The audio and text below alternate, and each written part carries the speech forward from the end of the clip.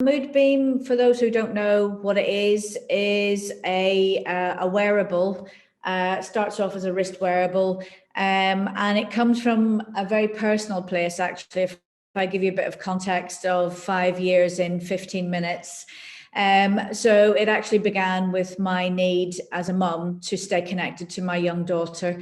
She had been having a particularly tough time at school, and she had been trying to cope with this herself. And I didn't discover this until she told me about it. So we did all the usual things. We got everybody involved. The support network was tremendous, but it left me wanting to know how she was when she wasn't with me. How do we stay connected? How do we start that conversation? And that is where Moodbeam came about as a very personal tool, if you like.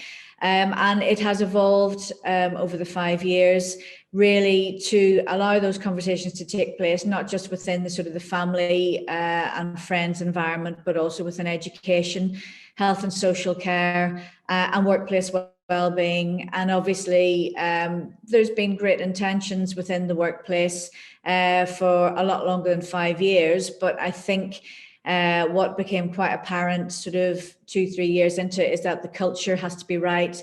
The expectation has to be understood, and there has to be trust and transparency at all levels. So really, when we had this conversation and we developed a close relationship with the NHS, they said this would be a really great way of allowing people and empowering people on a treatment pathway to perhaps sort of gauge and share how they feel when they're not with their clinician or with that level of support.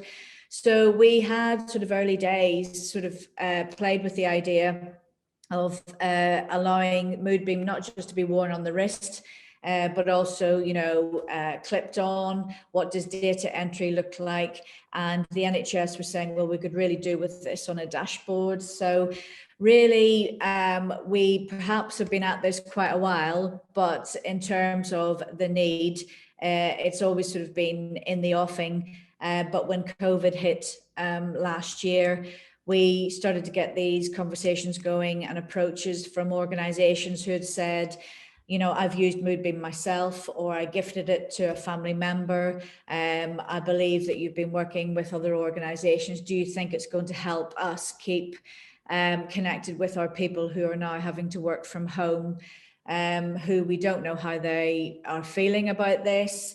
How on earth do you keep connected with 500 people, for example, from afar without having to ring them every day, but actually make them feel cared about and nurtured in what was probably the toughest years in history for a lot of people?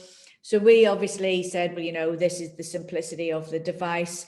The idea, 5 years ago is just as current now, which is that need for instant binary input, as in, feeling positive, you press the blue button, feeling negative, pressing positive, you press the yellow button, feeling negative, you press the blue, and that gets time-stamped and stored until such times as you want to add context to it and see what that looks like for yourself. So we said there's no reason why it can't be helpful. And that sort of really accelerated our thoughts of moving into this space properly. We'd worked very, very hard to make sure that there was integrity behind our brand. People understood that we came from a good place. And the last thing we wanted to do really was complicate their current environment when all they really needed was nurtured. So we said there's no reason why we can't try this and explore this. We've worked with, other organizations in multiple use settings.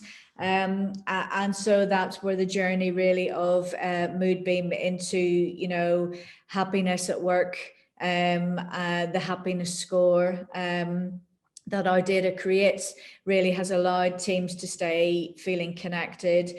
The ability to really just say to, people using this at work, this is you using this on your terms. This is not Big Brother. This is not bossware. This is really you being able to log how something makes you feel during the working day and then share that with consent visibly to line managers, to HR, to trusted colleagues, whoever you are happy to share that with through this dashboard. And what that brought early days for those sort of trying to work from home or work sort of maybe in a hybrid fashion, some in the office, some at home, was the ability to stay connected, have those conversations. You know, we're all used to the Zoom culture, video calls back to back, but how do we know that people are okay? You know, it's the ask twice sort of mentality, but being able to log how you feel, know that your company cares about you, and then explore conversations based on what that looks like has been a very powerful thing for the organizations that we've worked with. And I think the reason it has worked is because it really is user-led input.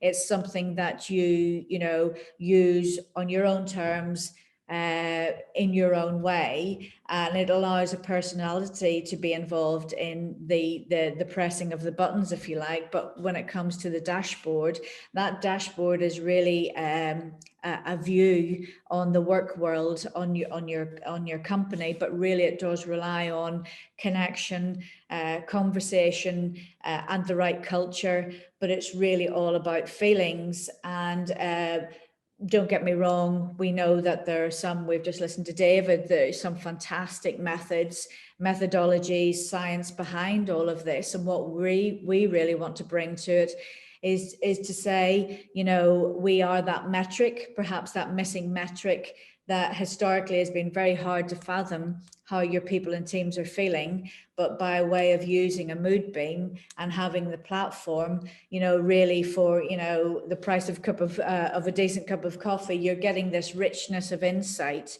that allows you to get those conversations started earlier, that allows you to really say to your people, you do matter. This is no longer a tick box exercise. And actually, with the organizations who are using Moodbeam already, it's woven intrinsically into the fabric of an organization, really to showcase the fact that we're not afraid of this data. We're not afraid what this information might tell us. We know that companies have historically been nervous about the accountability behind having the knowledge of how your people and teams feel. But if it can be used as an amulet,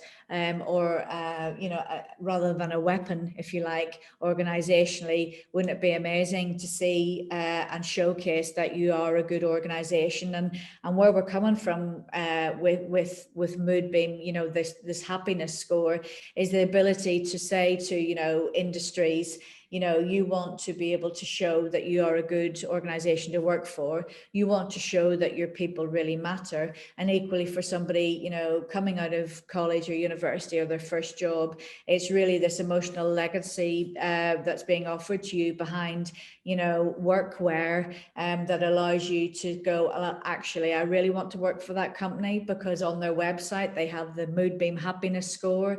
That score shows me that, you know, they care. You know, obviously we have the ISO standard coming in later on in a couple of months, and that is brilliant because what that does is show that, you know, the mental health and safety of employees is just as important as the health and safety of employees. You know, we've seen that within the different, you know, industries that we work with, within construction, right through to recruitment. You know, it's really all about the ability to use this in a way that works for you. It's a very gentle way. Obviously with the work version, it's not so much worn on the wrist, it's something that's worn around your neck, very much like an office tag or a fob.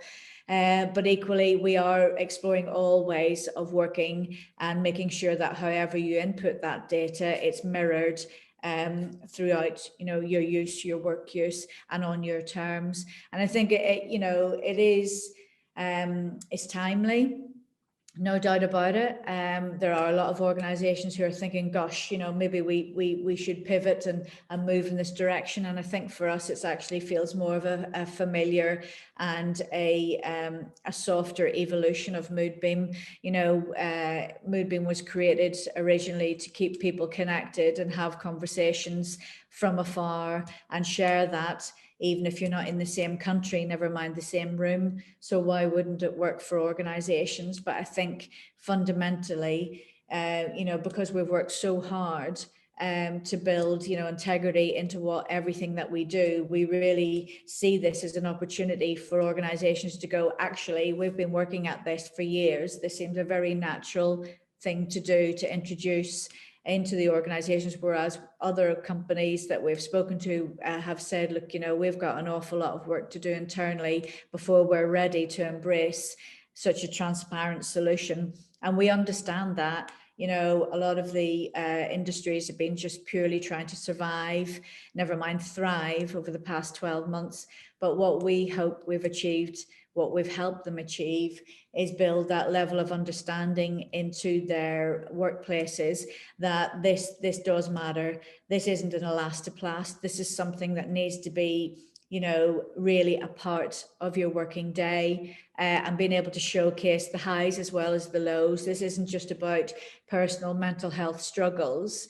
It may well be something that is a fundamental need within the team, to be able to say, actually, I'm really, really good at this particular role, but I've never been able to speak up and say that and give my opinion.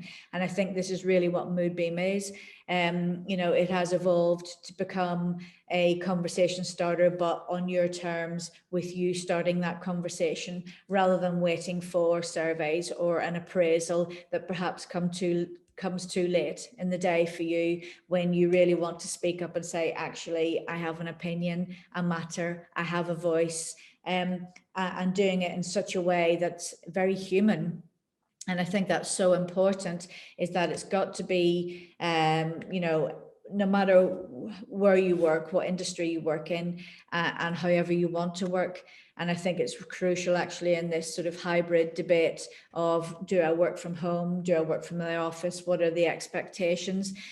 It's got to be something that helps rather than hinders the process within an organization. We like to think that with the organizations and people and teams that we're working with and supporting, is that we're not telling them anything they don't particularly already know when it comes to building the right culture and having that ability to speak up. But it's also about showcasing excellence. Who are those who have, got through this period of time and have such a massive learnings that they deserve to showcase this. And that's what Moodbeam is about as well. It's not just about the negative, it's all about the positive.